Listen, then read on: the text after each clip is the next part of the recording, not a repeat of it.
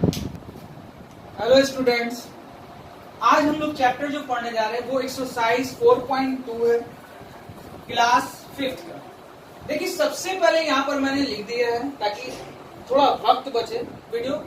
देखिए, अगर किसी डिजिट का प्लेस वंस पे, देखिए ये 1 है, 10 है, 100 है, हम वंस की बात कर रहे हैं, इसके प्लेस वैल्यू वंस पे ध्यान देना है।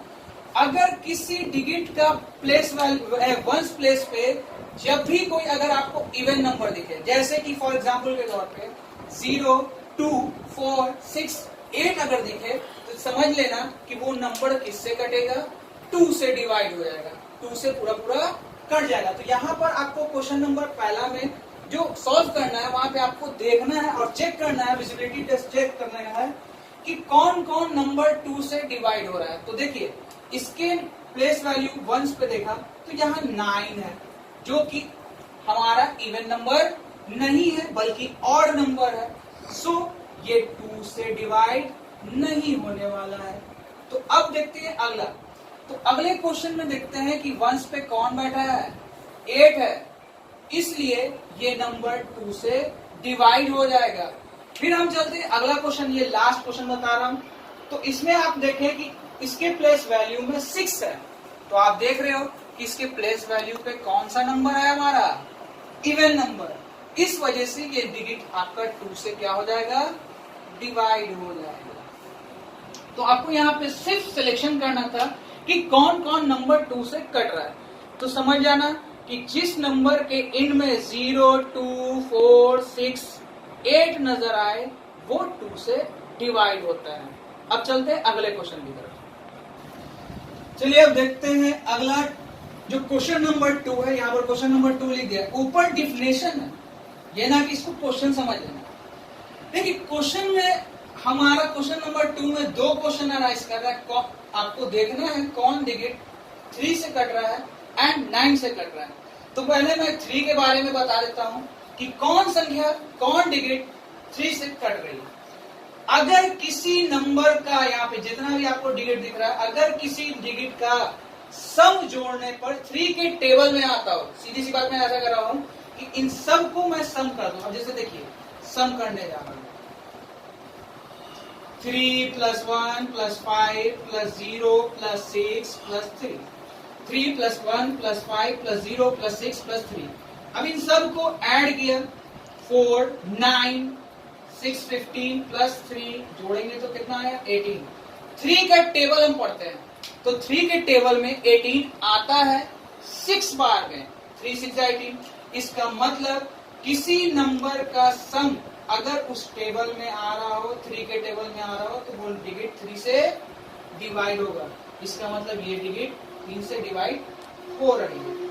आते हैं अगले क्वेश्चन पे, इसका भी हम सम करके देखते हैं। 7 + 1 + 6 + 3 + 5 + 2, 8, 6, 14, 14 3 जोड़ेंगे 17, 17 में 5 जोड़ेंगे आपका हो गया 22, 24। इसका सम करने पर 24 आ रहा है और ये भी 3 के टेबल से आ रहा है, इस वजह से ये भी 3 से डिवाइड हो रहा है।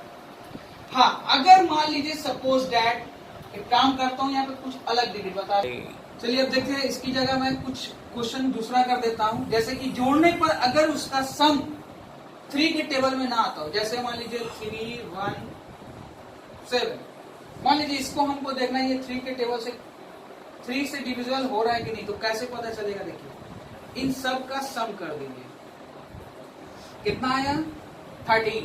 3 का टेबल हम पढ़ ले, 3 के टेबल में 13 नहीं आता है।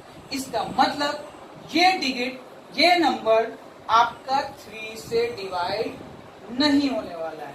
3 से वही नंबर डिवाइड होगा जिसका इन सारे नंबर को अगर हम जोड़ दें, डिजिट सम कर दें और वो नंबर 3 के टेबल में आता हो, तो याद रखना कि वो 3 से डिवाइड होगा। चलते हैं अब अगले क्वेश्चन की तरफ। तो 3 पर तो बता दिया मैंने, अब हम चलते हैं 9 पे। 9 का भी सेम प्रोसेस है, इन सारे नंबर को हम सम करेंगे। तो इन सारे नंबर को सम करने पर देखते हैं, इसका सम करते हैं। तो सम यहाँ पे मैं डायरेक्टली कर देता हूं। 3 1 जोड़ेंगे 4, 9 6 15 प्लस 3 कितना हो गया 18। ये 18 जो है 9 के टेबल में आता है, 9 के टेबल में 18 आता है। 9 1 जा 9, 9 2 जा 18। इसका मतलब ये डिजिट 9 से भी डिविजिबल हो रहा है।